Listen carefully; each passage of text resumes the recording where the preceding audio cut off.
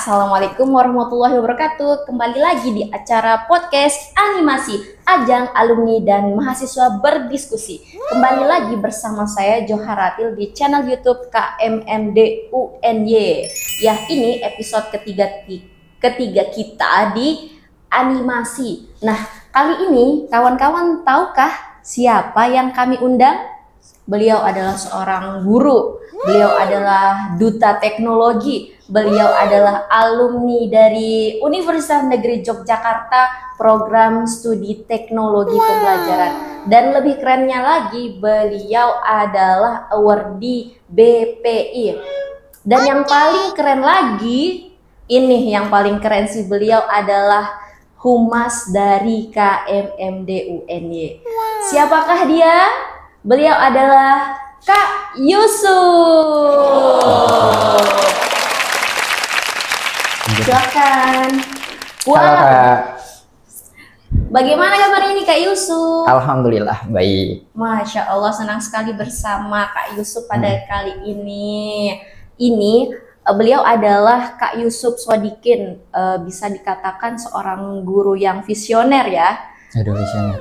Iya, benar sekali. Wah, Kak Yusuf, membaca CV-nya Kak Yusuf itu sangat menarik sekali sih. Wah, menarik nih. Kok bisa sih dari jurusan pendidikan matematika, kemudian jadi duta teknologi, kemudian magister teknologi pembelajaran, itu gimana sih ceritanya Kak?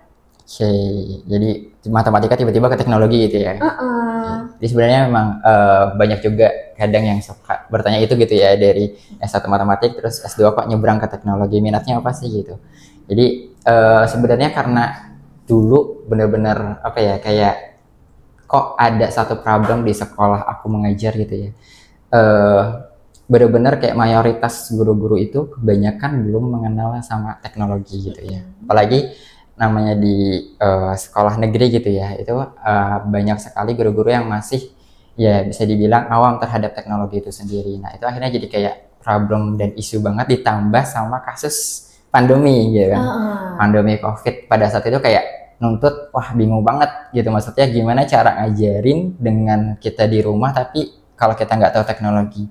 Jadi atas dasar itu kayak menarik nih untuk kayak pengen tahu banyak tentang teknologi tapi tentang pembelajarannya gitu. Itu sih, jadi akhirnya nyebrang gitu ke teknologi pembelajaran. Wah, di awal-awal itu apakah kakak mengalami kesulitan atau memang kakak-kakak pada awalnya sudah memiliki basic dari teknologi tersebut?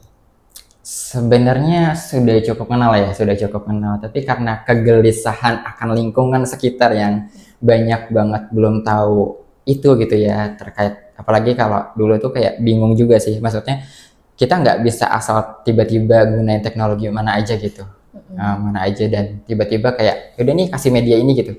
Tapi ternyata siswa kita tuh nggak tahu, terus materi kita tuh nggak cocok gitu. Nah dari situ kayak kegelisahan sendiri, aku pengen tahu ilmu lebih banyak tentang itu gitu. Makanya ya tiba-tiba ngambil teknologi pembelajaran, kayak menarik aja gitu. Wah, keren banget nih Kak. Sebelum kita membahas teknologi pembelajarannya Kak, ketika Kakak dalam pose menjadi guru pionir gitu ya di sekolahnya Kakak, bagaimana sih tanggapannya guru-guru? Apakah banyak guru-guru yang curious, memiliki curiosity gitu untuk belajar di Kakak? Sebenarnya awal itu karena terdesak ya, kan? Oh, iya. Kalau itu terdesak karena memang tuntutan, apalagi waktu pandemi ya, di 2020, 2021 itu benar-benar kayak ya lumpuh total karena kita bagaimana caranya ngajarin itu dengan teknologi gitu kan. Nah, buat guru-guru yang emang nggak biasa buka laptop, itu tuh kayak suatu challenge atau tantangan sendiri gitu buat ya guru-guru tersebut gitu. Nah, akhirnya ya ada beberapa yang mungkin awal-awal kayak nanya, kok bisa sih kayak gitu, kok itu aplikasi apa sih kayak gitu. Jadi ya mau nggak mau sampai waktu itu kepala sekolah aku tuh minta untuk ngebentuk tim gitu, ngebentuk tim yang isinya memang guru-guru yang udah terjun duluan untuk tahu teknologi kayak gitu. Wah, keren banget ya Kak. Nah pasti itu nih yang menjadi catatan penting yang diterapkan di IC-nya nanti. Lumayan, iya. Banyak kayak kesana. Ya sangat berinfak ya kawan-kawan, di saat terdesak pun itu menjadi sangat bermanfaat bagi orang-orang sekitar. Ini sih yang membuat saya penasaran Kak, dari matematika nih, guru matematika ke teknologi pembelajaran. Apa mata kuliahnya itu mudah gitu kan? Iya sih benar. Jadi justru yang menariknya aku sebagai alumni UNY itu di teknologi pembelajaran itu justru cuma satu temanku yang benar-benar S1-nya teknologi pembelajaran. Jadi satu kelas itu hampir mayoritas ada dari pendidikan agama Islam, ada dari teknik elektro gitu ya. Dan ya beragamnya itu jadi ngebuat TP itu bisa dipelajari dari berbagai ilmu gitu. Jadi ternyata banyak orang juga selain aku sebagai matematik yang juga ngalamin gitu, ngajarin sesuatu dengan teknologi itu kayak gimana tuh penasarannya cukup tinggi gitu.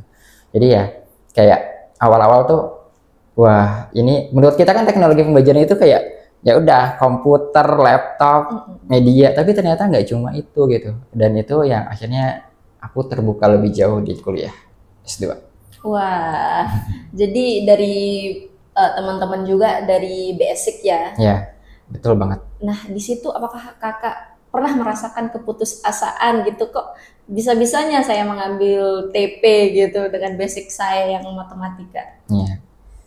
Ya, yang lucunya kalau lagi putus asa gitu ya, untungnya ada temannya gitu, teman satu kelas gitu ya. Jadi teman satu kelas itu kalau lagi ngumpul tuh bener-bener ya cuma kita bicarakan, wah bener gak sih ini kita ngambil prodi ini gitu, apa nggak salah pilih gitu, apa nggak salah jurusan. Karena dari pendidikan agama Islam coba, ya biasa bergelut dengan learning tentang agama kayak gitu ya. Terus tiba-tiba kita diminta penugasan. Aku ingat banget, untuk mohon maaf banget Prof Herman ya, Prof yang sangat luar biasa dari teknik gitu, ngajar di teknologi pembelajaran. Aku masih ingat banget semester 1 itu, tiap minggu itu kita harus nyelesain media, penugasan berupa media atau e-learning dan sebagainya. Yang itu tiap minggu tuh kita benar-benar dituntut harus nyelesain satu minggu itu satu produk. Wah. Itu di awal semester, jadi kayak ya itu sih lumayan sok kagetnya tuh di situ. Tapi sempat berbincang dengan kakak di belakang tadi, kakak kan lulusnya 1,5 tahun nih, cuma 3 semester. Lo kok bisa gitu dengan seperti yang kakak ceritakan betapa sulitnya mata kuliah tersebut? Ya, jadi sebenarnya juga nggak tahu ya, kok tiba-tiba udah selesai gitu ya. Padahal dengan beasiswa harusnya bisa memanfaatkan beasiswa sebaik mungkin gitu ya. Tapi memang ternyata dari semester 1 itu udah nge-planning yang paling penting, karena aku ketua kelas gitu ya. Jadi aku udah koordinasi sama ketua prodinya bahwa pokoknya mau nggak mau SK pembimbing tesis itu dari semester 1 gitu. Jadi karena kita kelas yang mulainya di genap, tidak seperti pada umumnya di genap, ya udah akhirnya kita benar-benar dikasih tuh kalau nggak salah SK pembimbing itu akhir semester 1.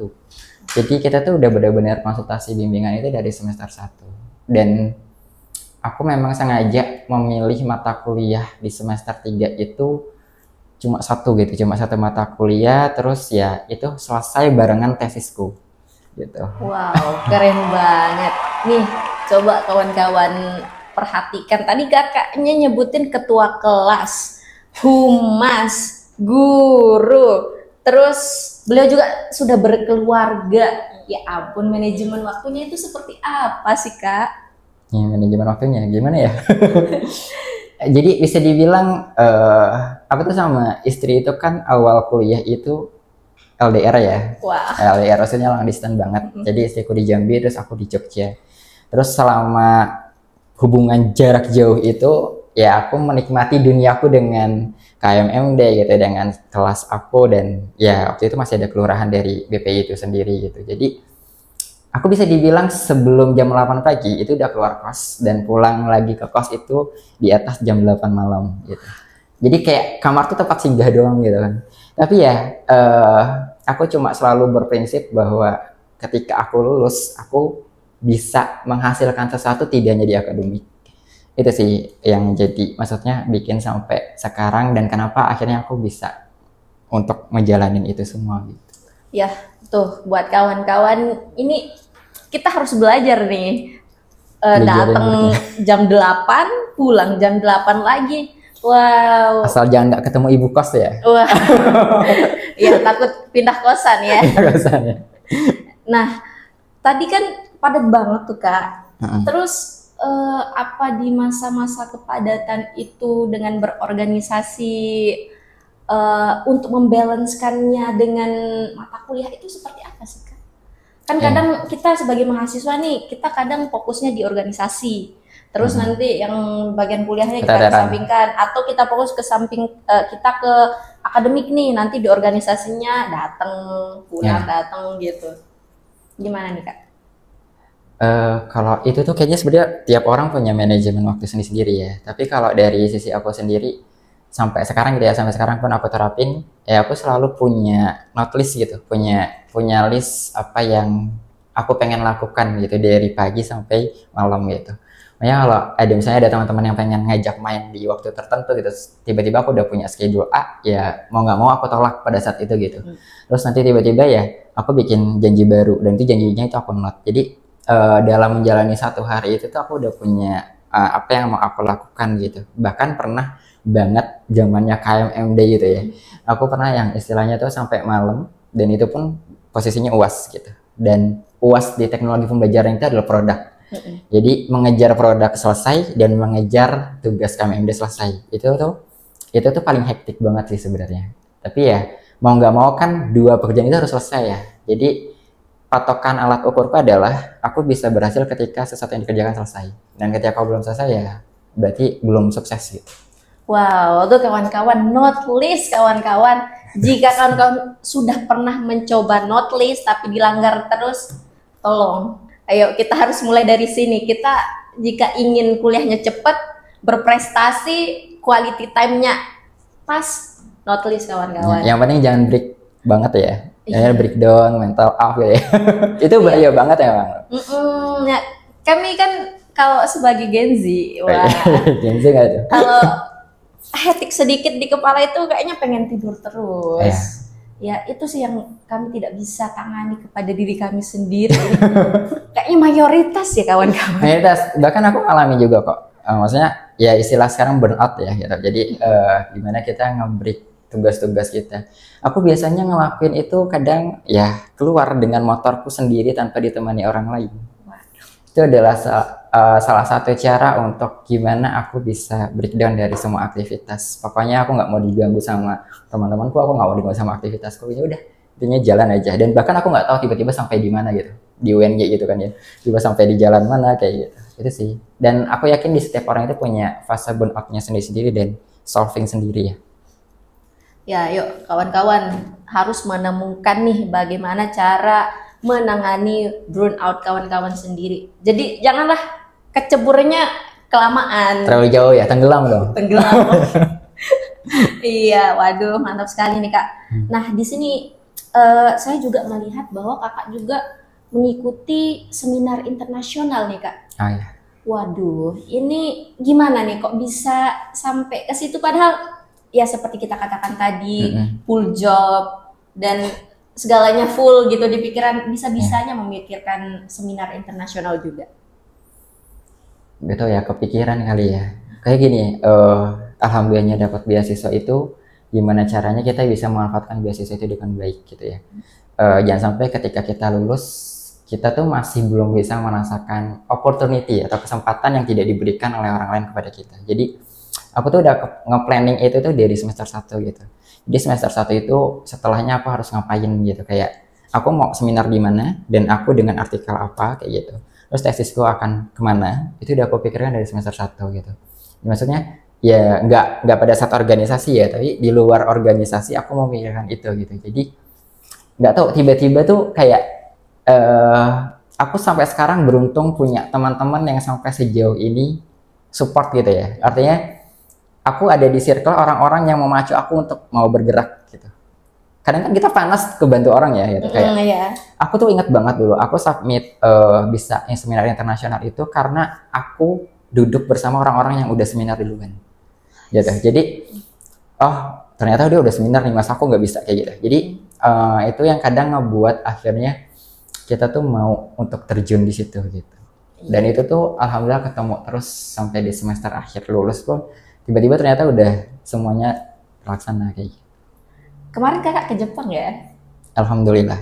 Wow, siapa sih yang gak mau ke Jepang kawan-kawan? Ya, memang kalau kita ingin mencapai mimpi sejauh-jauhnya itu memang harus disertai usaha ya. Jika masih diam di kos, tidur-tiduran di kos ya gimana ya? Kasurnya enak gitu ya. Iya, ayo bangkit, bangkit, bangkit. Kita pasti bisa. Yuk, sekeren ini kayak kakak kita nih. Oh ya Amin. kak, ini juga saya sangat penasaran nih kak. Di tulisan kakak terkait Sacobi, statistik, topik, dan hobi. Oh iya. Iya, gimana itu kak? Itu ceritanya lumayan panjang sih sebenarnya. Tapi Sakobi itu salah satu apa ya, bentuk praktik baik pengajaran gitu yang aku lakukan waktu pandemi.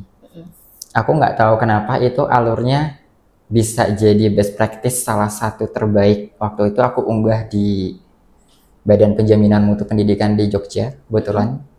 Terus waktu itu lagi ada kompetisi penulisan artikel pengajaran terbaik gitu ya. Ya udah, akhirnya waktu itu nggak tahu kenapa, alhamdulillah sampai saat ini, sejauh ini aku disupport sama waktu itu Bu Jamilah, aku ingat banget. Ibu ini salah satu kepala sekolah yang dari datang ke sekolah aku itu mensupport aku dan menggali potensiku. Jadi tiba-tiba waktu itu, aku nggak tahu, pokoknya tiba-tiba waktu pandemi itu kepikiran buat ngajar apa ya yang nggak melibatkan siswa terlalu banyak Zoom. Karena waktu itu udah kuotanya habis gitu ya, terus kayak ya siswa tuh kayak tugas terus. Akhirnya gimana ya caranya buat materi statistik dalam 1 bulan lebih itu bisa deep gitu, bisa bermakna buat mereka. Akhirnya ya aku ngulik-ngulik pembelajaran gitu waktu itu. Terus akhirnya aku minta anak-anak untuk yuk kita buat project bareng, namanya Sakobi. Nah, Sakobi itu emang kepanjangan dari statistik, COVID, dan hobi. Gimana caranya kamu paham statistik di aplikasi tentang penyakit COVID dan kamu aplikasikan dengan hobi kamu. Jadi waktu itu aku sengaja ngebebasin anak-anak itu dengan metode macam-macam gitu. Ada yang benar-benar menyajikan statistiknya dengan gambar, ada yang dengan musik, ada yang dengan novel kayak gitu. Ya hobi mereka gitu. Terus jadi portofolio gitu, portofolio. Nah akhirnya di ujungnya kepala sekolah aku bilang, tulislah ini jadi satu praktek terbaik. Waktu aku ingat banget 2 minggu jelang penutupan lomba, aku benar-benar dikejar sama kepala sekolahku gitu. Bahkan tanda tangan pun itu sama kepala sekolahku saking nggak bisa ketemu. Jadi aku dikasih tanda tangan digital. Saking ya cepatnya gitu prosesnya. Nah nggak tahu ternyata ya alhamdulillahnya sampai di tingkat nasional gitu dengan kayak gitu. Wih, keren banget kan kawan-kawan. Nah, bagaimana nih kak? Kan saya ini juga guru nih. Kakak juga Sama-sama guru. Sama-sama guru nih. Match kita nih. Ya, untuk berdiskusi bersama, untuk membuat teknologi terbarukan lagi. Semoga bisa ya, kapan-kapan kita collab gitu kak ya. Oh amin, bagus. Menurut kakak nih, untuk kawan-kawan guru kita ataupun mahasiswa keguruan, bagaimana untuk stay produktif dan tidak insecure mendaftar beasiswa?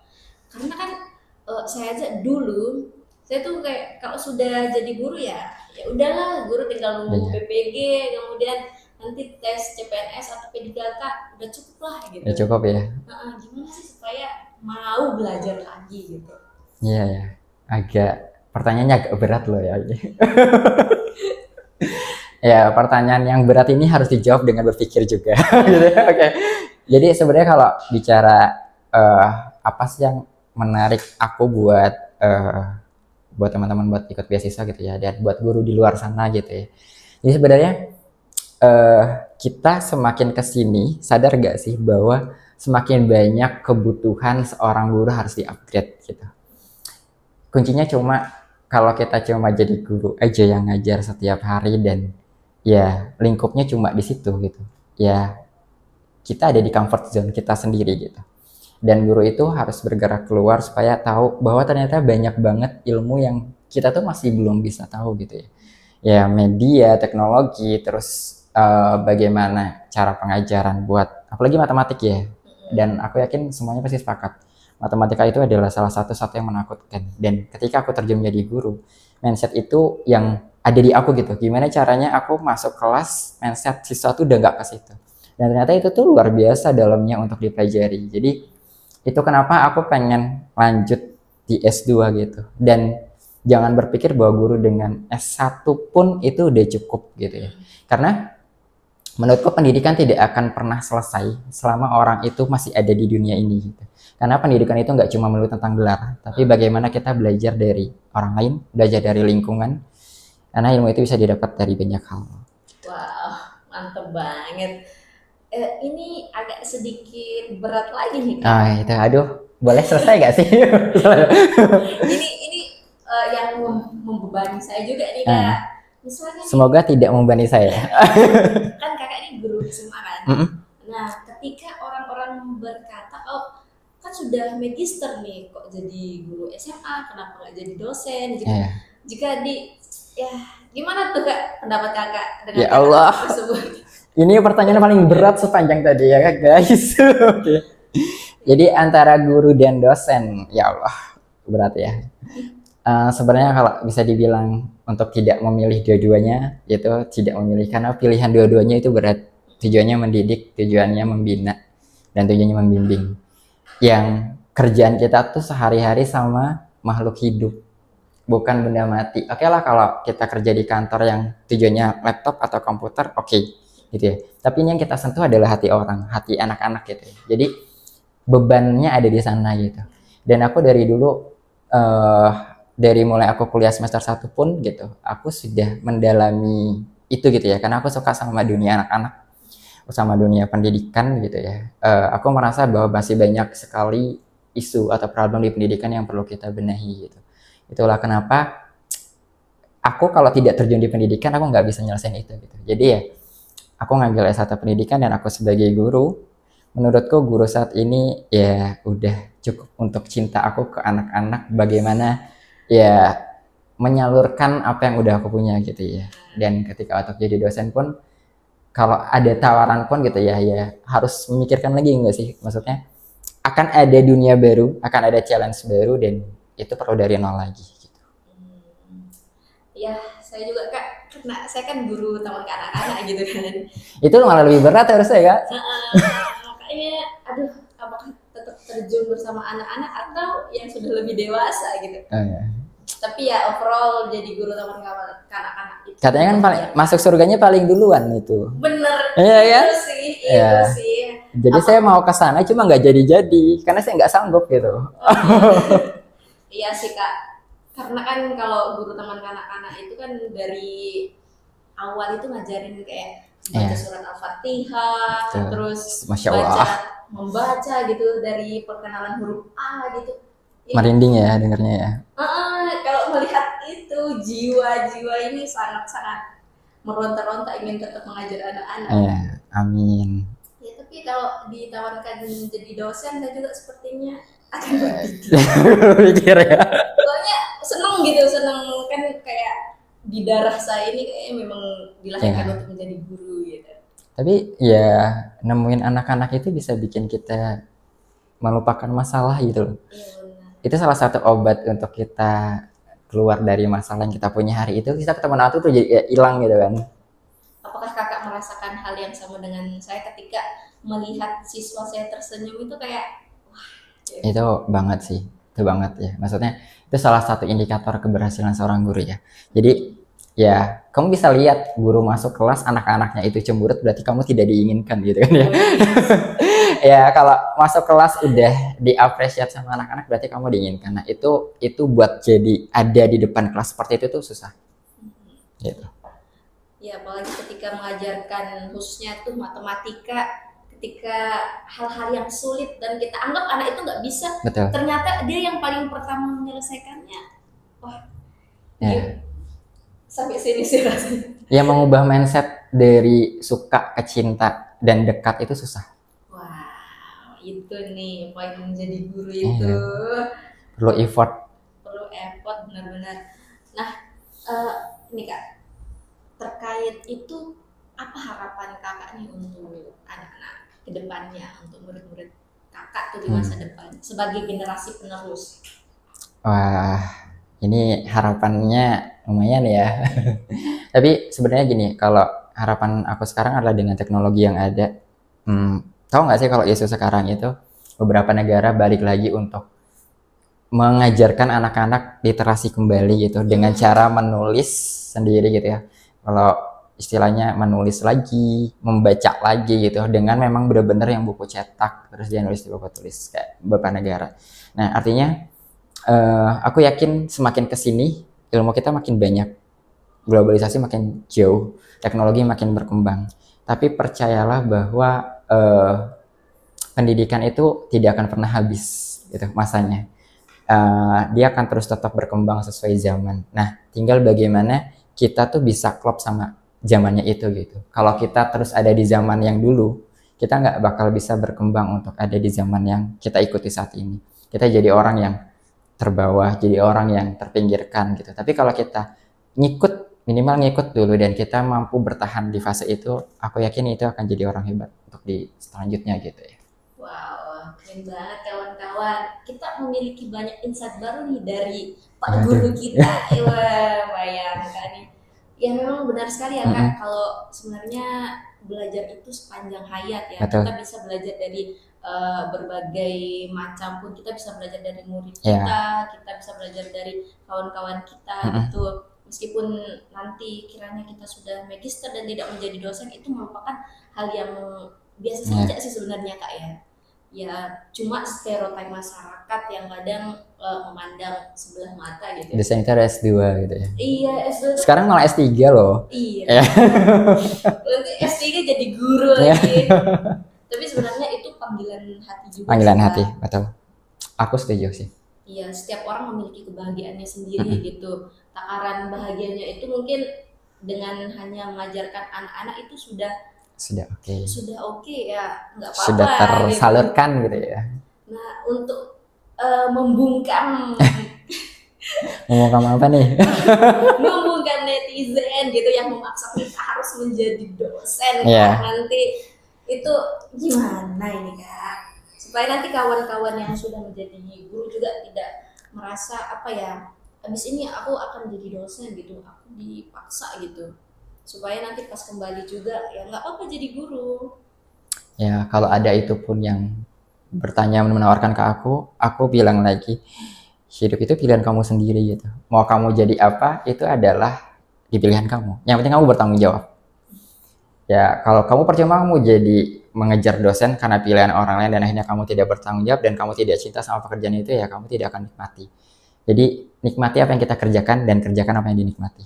Wah, nikmati. Ya kita harus tahu nih apa yang membuat kita bahagia. Takaran kebahagiaan kita itu seperti apa. Mantap banget. Nah di sini Kak, saya mau ke pertanyaan terakhir. Tapi pertanyaan terakhir ini saya lempar ke penonton kita yang banyak ini di belakang layar. Ya, penonton di belakang layar, ada pertanyaan nggak nih? Kayaknya muka serius sih. Iya. Boleh nanya langsung ya? Iya, monggo. Oke. Sebagai humas KMMD ya, yang keren banget, kotak-kotak gitu. Apa sih kesan yang paling diingat dari KMMD selama satu kepengurusan? Wow, deep banget ya. Apa yang paling berkesan gitu? Ya, sebelumnya itu pertanyaan berat banget ya. Kok bisa seberat itu ya? Berarti kayaknya curhatan. Ya sebenarnya kalau humas KMMD itu yang paling berkesan sepanjang aku menjadi humas KMMD adalah bagaimana mensosialisasikan bahwa UNY itu punya KMMD. Lo sedih banget ketika UNY itu nggak punya KMMD gitu ya, dan nggak tahu gitu. Wah itu sedih terberat gitu ya. Jadi pada saat aku ganti kepengurusan terus aku menjadi kabid humas, PR pertamaku adalah gimana caranya fakultas-fakultas tuh tahu dan rektorat tuh tahu bahwa UNY itu punya KMMD gitu. Dan sejarah yang panjang sebelumku itu sebenarnya udah kebentuk, udah punya komunitas gitu. Nah itu yang paling berkesan sih. Jadi bahkan ya aku ingat banget buat sampai ketemu dan minjem ruangan pun tuh kayak sedih gitu, karena KMMD tuh nggak punya ruangan paten untuk beragenda dan kegiatan. Jadi itu benar-benar harus bernegosiasi, berkomunikasi sama banyak pihak. Wah, gimana? Terjawab kan ya? Terjawab belum? Wah, di banget ya. Deep talk gak tuh? Wah, keren banget sih perbincangan kita selama hampir 30 menit ini, Kak. Ya, saya sangat senang sekali Oh sih. jadi ini udah selesai? Oh, Mau udah nambah selesai. lagi kita satu hari lagi. Supaya durasi- Jangan ya. Aduh, ini udah berat saya pertanyaannya. Bagus udah selesai. Iya, tadi kami mau buat 48 jam. Aduh, habis itu. Takutnya kami harus menyiapkan tempat gitu ya untuk sambil apa ya makan. Oke, dan tempat infus juga. Oh, 48 jam podcast ya. Ya, terus. Iya. Waduh, sebenarnya tidak ingin beranjak nih dari kakak karena keren banget. Nice. Tapi berhubung waktu memang selalu memisahkan ya. Aduh. Ya kawan-kawan, besok-besok jika kita ingin membuat podcast kayaknya memang harus bertemu dengan yang ini ya, yang ekstrovert ya. Selamat ya. Jadi agak beda gitu ya maksudnya ya. Jadi saya juga kan kalau nanya tuh jadi Agak enakan, ya. keenakan gak tuh ya Allah. Ah, Ya. udah nggak boleh. Oke Kak, dari sini saya belajar nih sebagai saya sendiri seorang guru juga lebih merasa apa ya, untuk kedepannya nanti itu tidak memaksakan diri sendiri tuh untuk harus mengejar hal yang lebih tinggi. Betul. Dan juga saya juga belajar kalau belajar sepanjang hayat itu yang penting kita dapat bermanfaat bagi orang lain. Betul. Dan menginspirasi orang lain gitu kan. Dan dari sini saya lebih apa ya, habis ini bakal membuat to-do list untuk dilakukan ya, karena memang merasakan orang-orang lain sukses dan kita berada di stuck di satu tempat yang sama itu rasanya sedih banget. Iya, kepancingan banget ya. Iya. Iya, Terima kasih telah menginspirasi. tapi hari ini Hasa keren juga loh, luar biasa loh. Wow. Ini sebenarnya gara-gara saya host gitu ya. Kalau seandainya enggak ini. Insight-nya bagus. Ya Kak, makasih banget loh telah memberikan kami inspirasi. Sama-sama. Dan untuk apa ya kita bilang, tua itu bukan menjadi alasan gitu untuk belajar lagi. Jujur banget gak sih? Iya serius gitu Kak. Iya. Aku juga serius kok. Habis ini saya yakin ada nih ibu-ibu guru yang nonton podcast saya, nanti saya kirimkan linknya, langsung nanya ke saya tentang beasiswa LPDP dan beasiswa BPI. Ke kakak nanti nggak apa-apa dong kita tanya tentang beasiswa. Harus banyak-banyak cari tahu. Iya, banyak-banyak cari tahu maka banyak juga tahunya. Betul banget, sepakat. Gimana kalau saya meminta closing statementnya kakak nih buat penonton kita yang setia yang sudah menemani. Aduh, closing statementnya apa ya? Jangan berhenti di comfort zone saja. Keluar dari zona nyaman kamu sehingga kamu bisa tahu lebih banyak yang nggak kamu tahu di luar sana. Itu aja. Bangun warga kos-kosan, bangun. Terima kasih Kak untuk akhir yang sangat bahagia ini. Ini saya Joharatil Maknun dan ini Yusuf Sadikin. Ya, kami mengucapkan terima kasih dan assalamualaikum warahmatullahi wabarakatuh. Waalaikumsalam warahmatullahi wabarakatuh. Bye.